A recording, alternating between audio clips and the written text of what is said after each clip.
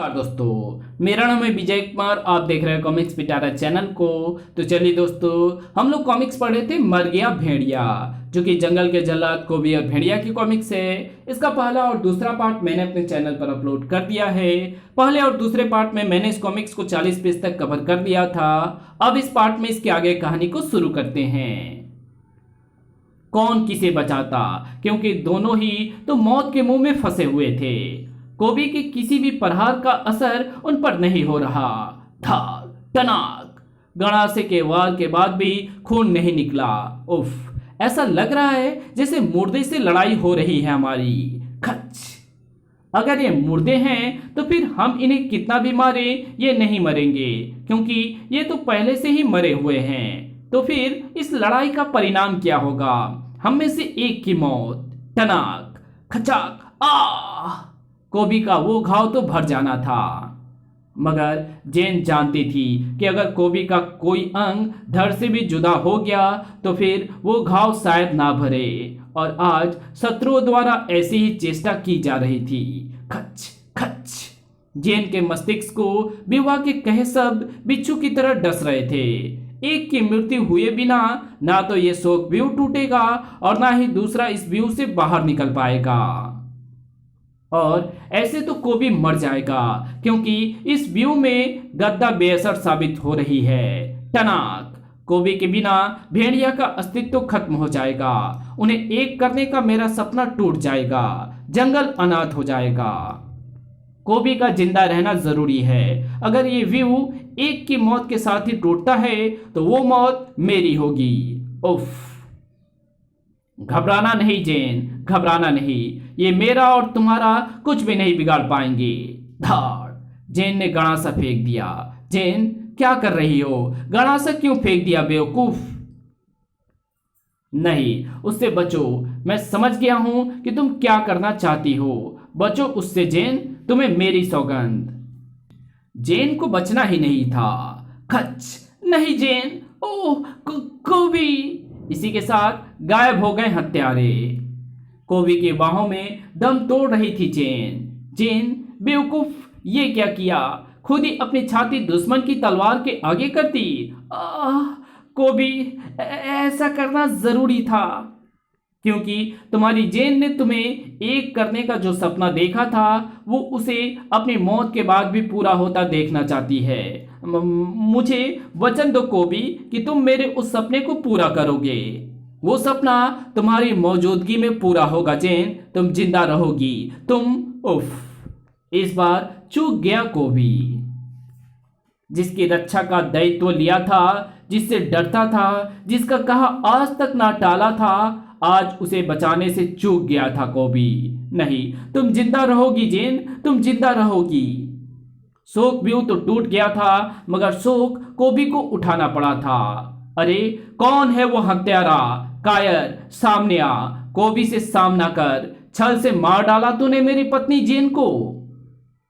पागलों की तरह चीख पड़ा कोबी। चले आओ, चले आओ मेरे भेड़िया फौज के सिपाहियों, चले आओ। जाओ, अरे कमबख्तो, जाओ, जाकर फौजों को बुला कर लाओ। भेड़िया मिल जाए तो ढूंढ कर लाओ उसे। वो दोनों जरूर उपचार कर लेंगे इसका, बचा लेंगे वो इसे। जाओ जाओ, जल्दी जाओ। जेन, जेन, होश में आओ। देखो देखो, हम शोक व्यू से बाहर आ चुके हैं। अब वो दरिंदे मुझे नहीं मार रहे हैं जिनसे मुझे बचाने के लिए तुमने अपनी जान दे दी। जेन को खोजता हुआ चला आया था भेड़िया, मगर अब तो बहुत देर हो चुकी थी। कोबी, क्या हुआ? तू रो क्यों रहा है? अरे जेन, क्या हुआ इसे? ये तो बुरी तरह घायल है। तुम आगे भेड़िया, फूजू को क्यों नहीं लाए? जेन को उपचार की जरूरत है, मर रही है वो। भेड़िया जैसे भूत में बदल गया। मुझे आने में देर हो गई ना। फूजो बाबा को बचा पाया और ना तुम जेन को। उफ, फूजो भी मारा गया। हाँ कोबी, उन्हें विवा ने सी व्यू में फंसाकर मार डाला। उसने ऐसा व्यू रचा कि मैं उन्हें बचा ना पाया। शायद उसने ऐसे ही तुम्हें भी विवश कर दिया होगा। लानत है भेड़िया, लानत है मेरी ताकत और शक्तियों पर जो जेन की रक्षा ना कर सकी। जीने का अधिकार नहीं है मुझे भी। नहीं कोबी, नहीं, ऐसा मत कर। अगर तू ऐसे ही मर गया तो फिर इस हत्यारे विवाह को कौन खत्म करेगा जो इन हत्याओं का जिम्मेदार है। फिर जंगल में दो चिताएं बनी, एक फूजो की, एक जैन की। मुझे पता लगाना होगा कि इन घटनाओं के पीछे विवाह का क्या उद्देश्य है। तुम्हारी सौगंध जैन, इन हत्याओं का दोषी मेरे हाथों से बचेगा नहीं। चिताओं की अग्नि अभी पूरी तरह से भड़क भी ना पाई थी कि भेड़िया भेड़िया जल्दी चलो, हमारे कबीलों में अजीबोगरीब से दैत्य जीव घुस आए हैं जो कबीलों में तबाही मचा रहे हैं। इनके कबीले को तो मैंने भेड़िया मुख के सुरक्षा चिन्ह दे रखे हैं। उन्हीं कबीलों पर ही हमला क्यों हुआ, कहीं इसमें भी विवाह का ही हाथ ना हो। को भी एक के साथ मैं जाता हूं, दूसरे के साथ तुम जाओ। दृश्य स्तब्ध कर देने वाला था। बचाओ भेड़िया, इसे रोको, ये कई लोगों को निगल चुका है। खचाक, अब नहीं निगलेगा। जैन की मौत के शोक में पागल हुए कोबी का लहू तो पहले ही उबला पड़ा था। कोबी बचाओ। कोबी की अदम में ताकत के आगे भला कहां ठहरता वो। जय भेड़िया देवता। धम। जुनून सवार था कोबी पर। क्रियाओं। विवाह बता, विवाह कहां है, बता विवाह कहां है। विवाह अपने स्वामी के पास था। क्या कहा तूने विवाह? जैन मर गई, फूजो मर गया और भेड़िया ने जिन कबीलों का संरक्षण दे रखा है वहां तूने तबाही मचवा दी। ये तो तूने बहुत अच्छे समाचार दिए हैं विवाह, क्योंकि मैं नहीं चाहता कि जब मैं कोबी और भेड़िया को खत्म करूं तो उसका एक भी शुभचिंतक मेरे काम में रोड़ा अटकाने की चेष्टा करे, जैसा कि आज तक होता रहा है। अब तू जा, तेरा काम खत्म हो गया, अब मेरा काम शुरू होता है। क्योंकि मुझे कुठारा जाति की आराध्य देवी वन देवी की आराधना के पश्चात प्राप्त हो गई है बलि कुठार। ये बलि कुठार एक बार पहले भी कोबी और भेड़िया को खत्म करने के लिए उठी थी, लेकिन जैन के कारण उस वक्त दोनों बच गए थे। परंतु इस बार नहीं बचेंगे। मुझे पता है कि बलि कुठार खंडित बलि स्वीकार नहीं करती। कोबी और भेड़िया दो जिस्म एक जान है, यानी खंडित हैं। इसलिए मैंने पहले वो मणिक ही जोड़ने में सफलता प्राप्त की जिसमें उन दोनों को एक करने की शक्ति है, और उस वक्त जिसे तोड़कर जैन ने कोबी और भेड़िया को बलि कुठार से बचाने के लिए अलग कर दिया था। मगर अब ऐसा नहीं होगा। भेड़िया और कोबी को मैं मणिक की शक्ति से पहले एक करूंगा और फिर बलि कुठार से दोनों का सिर उड़ा दूंगा। दोनों विवश हो जाएंगे मरने के लिए, क्योंकि बलि कुठार की ये विशेषता है कि कोई भी शत्रु उसके आगे स्वयं ही अपना सिर कटाने के लिए नतमस्तक हो जाता है। मणिक की शक्तिशाली गुरुत्व शक्ति से खींचने लगा भेड़िया। ये क्या? मैं अपने शरीर पर एक अनोखा खिंचाव महसूस कर रहा हूं जो मुझे अज्ञात दिशा में खींच रहा है। कोबी के साथ भी यही हो रहा था। ये कौन है जो मुझे खींच रहा है? भेड़िया और कोबी एक दूसरे से टकराए। भेड़िया, तुम, ये सब क्या है? कोबी, तुम तो हम दोनों एक दूसरे की तरफ खींच रहे थे। भेड़िया, हमारे जिस्म एक दूसरे में समाते जा रहे हैं। कैसा रहस्य है ये? हम एक हो रहे हैं। ये तो सब वैसा ही हो रहा है जैसा एक बार पहले भी हुआ था, तब जैन ने ये कोशिश की थी। हाँ, और आज मैंने ये चेष्टा की है। कौन हो तुम? प्रेताल। प्रेताल, तुम वही हो जिसका जिक्र कालनेमी ने भी किया था। हाँ, मैं वही हूं। जो काम कालनेमी नहीं कर पाया उसे अब मैं पूरा करूंगा, यानी तुम दोनों को खत्म करके भेड़िया वंश को समाप्त करने और संपूर्ण पृथ्वी पर अधिकार करने का काम। और इस काम को पूरा करने के लिए ही मैंने उस वक्त उस मणिक के टुकड़े प्राप्त कर लिए थे जिन्हें जैन ने तोड़ दिया था। उन्हें जोड़ने में मुझे वक्त तो लग गया, पर आखिर में सफलता ही मिली। इसी मणि की सहायता से मैंने तुम्हें एक कर दिया है, ताकि जब तुम बलि कुठार के सामने आओ तो बलि कुठार तुम्हारी बलि लेने से इनकार ना कर दे। बलि कुठार, हाँ, बलि कुठार को मैंने हासिल कर लिया है। इस बार बचाने कोई नहीं आएगा, क्योंकि तुम्हारे सबसे बड़े हमदर्द तुम्हारे फूजो बाबा और जेन को तो मैंने विवाह के बिहू में फंसवाकर मरवा डाला है। नीच, तो तू है वो हत्यारा। निसंदेह मैं हूं, लेकिन तुम मेरा कुछ नहीं बिगाड़ सकते, क्योंकि देखो मेरे हाथ में थमी है तुम्हारी मौत। प्रकट हो बलि कुठार। और देखो तुम फिर से एक हो गए हो। बेचारी जेन तुम्हें एक करने का सपना देखते देखते चल बसी। चलो, चाहे थोड़ी देर के लिए ही सही, पर उसका सपना तो पूरा हुआ।